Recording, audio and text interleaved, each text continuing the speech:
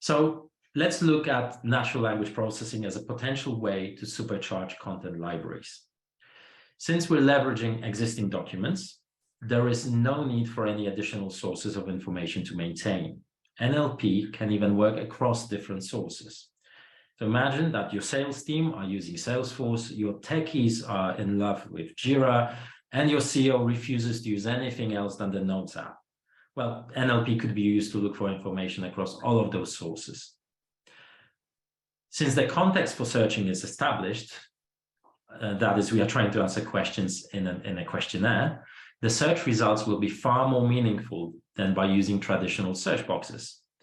Remember that classification capability? How useful would it be to tell NLP to look only for documents which contain security information that were written within the past 6 months and maybe even written by particular individuals?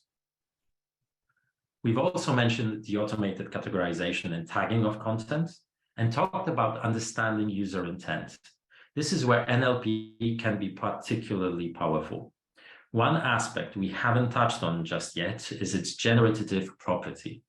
What I mean is that NLP is not only useful in extracting information out of existing documents, it's also able to use the information contained in those documents to generate brand new content. An example of such prompt would be, in less than 2,000 words, describe Project X that we are running in our business, focusing on its security and compliance principles, and use business-friendly language. NLP will then write new content aiming to meet the requirements you laid out in your prompt. If you ever used ChatGPT, then you've already seen generative NLP in action. As with every solution, NLP introduces a few challenges. Sometimes the context can be misunderstood and incorrect information will be returned. This is particularly relevant in solutions that automate the process of responding to questionnaires.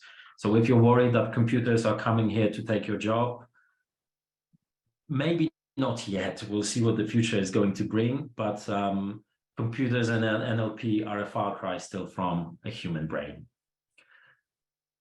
Lack of understanding nuance. Humans use language in very colorful ways, and the current generation of natural language processing struggles to understand constructs such as sarcasm.